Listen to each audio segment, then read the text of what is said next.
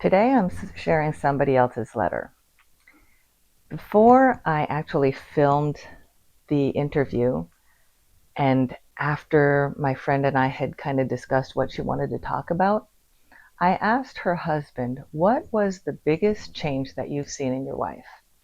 And he looked off to the side and then back at me and said, she's more patient with me. So this is confirmation that what she says is true. I hope you really like this story. Well, I'm sitting here with my good friend Renata. We knew each other for a long time, and she was willing to do a letters episode with me. Well, we've known each other since college. I was there for your wedding, and Yes. and you were there for mine. Yes. So we were there for each other. So when you think about the younger version of yourself, who do you think that person was? How would you describe her? Well, that's a bit of a loaded question. But if I were to go back and think of me in my 20s, which is we were together a lot in our 20s, I would describe myself as I have some very type A personalities. More specifically, I was very much a perfectionist. When I was newly married, I that perfectionism those qualities was something I was looking for in my husband, and I had very unrealistic expectations. So in my 20s, I would get bent out of shape quite easily with him and get upset at him. Like if he didn't take the trash out because it was full and I thought he should have taken the trash out, he should have noticed.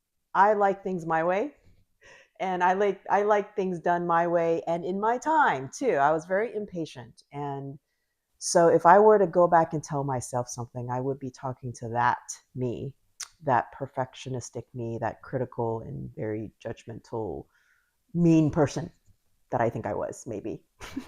Okay. Well, you weren't mean, but you were kind of, you liked things a certain way. I So, did. I did. yeah.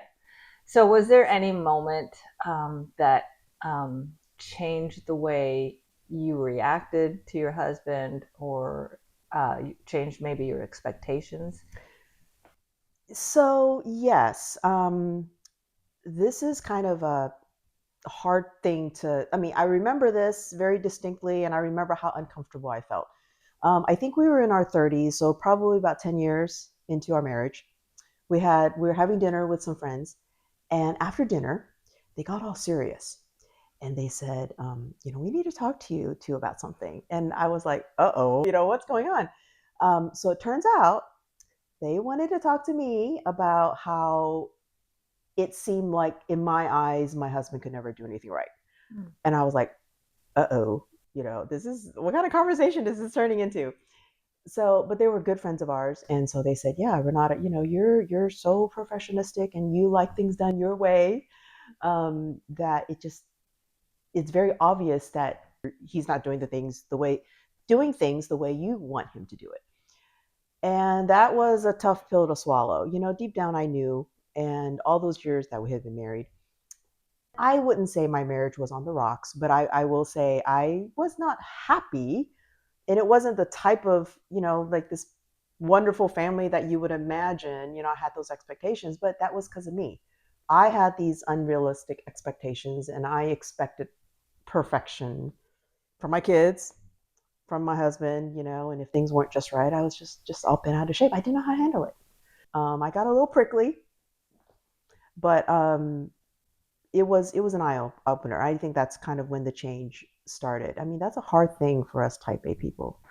You said that this is the beginning of your change. Exactly. Like, how do you think it changed?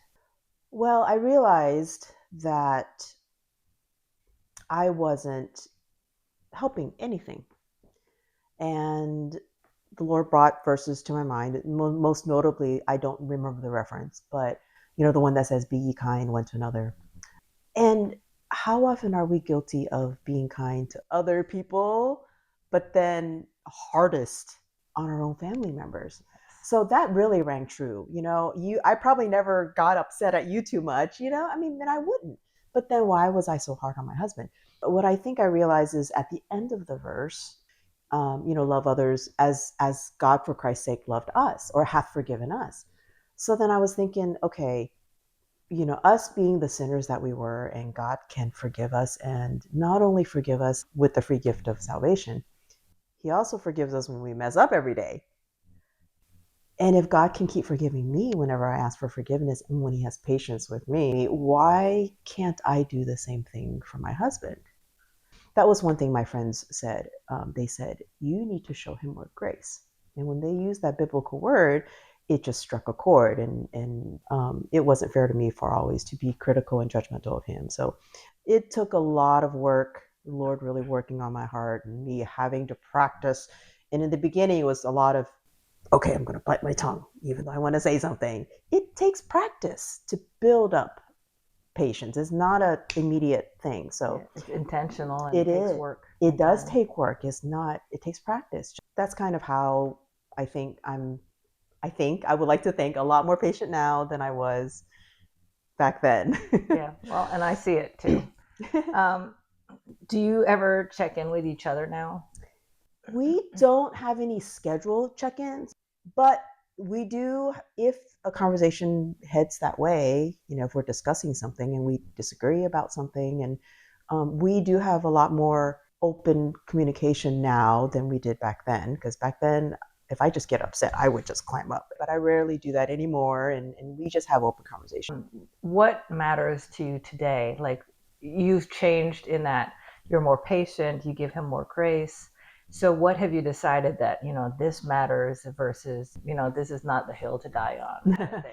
Exactly. And that's exactly my point. I've realized not everything is worth a fight or an argument. Not everything actually matters. So, funny example, and I think I mentioned in the beginning about him taking out the trash. So, nowadays, if the trash can is full and he hasn't noticed that it's full and he hasn't taken it out, well, just Renata, take it out yourself. Funny thing is, though, I'll just take it out of the trash can, tie it up sometimes, and then I'll put it next to the trash can so he knows it's ready to be taken out. Yeah. Funny thing is, he doesn't mind. He'll be like, "Oh, okay, thanks for letting." Like that's my cue that it's full to take out. So we've come to a very comfortable agreement, and I don't no longer get upset at silly things like that. Um, I think also as we get older, we realize it's all a matter of perspective. And also, we have an empty nest now. Miss my son, but our pace of life has slowed down. Mm-hmm. And then when you're raising kids, it's stressful. You're trying to do the right thing. You're on a go, go, go 24/7. It is a very stressful time. And so everyone needs to pitch in. And so when you feel like or when you think the other person isn't doing their share, or there's just so much going on, you do get stressed. I do understand that.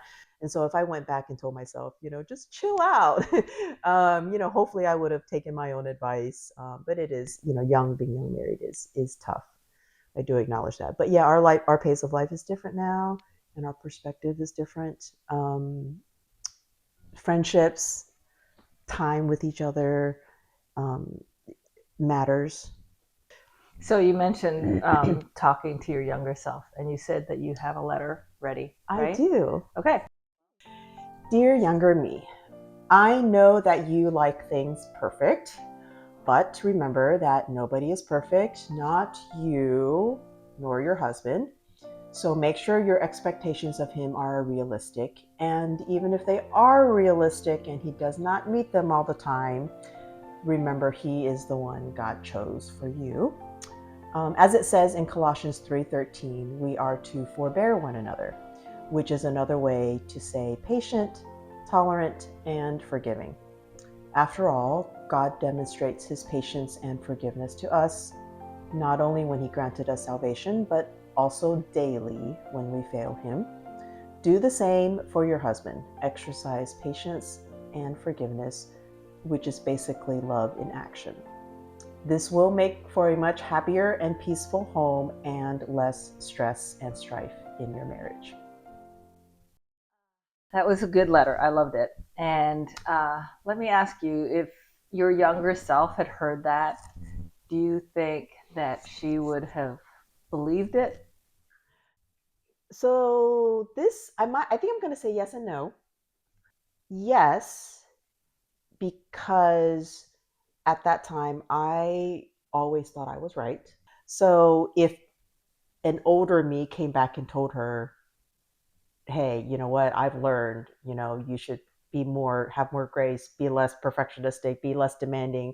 I would like to think that you're like, okay, well, she's been through life. She has 30 more years experience. And if she's telling me this, I probably should believe her because she's me and I know I'm always right. um, Part of me says no, just because, when we're young, we can be so guilty of thinking we know it all. But I think I would like to think so. Yeah.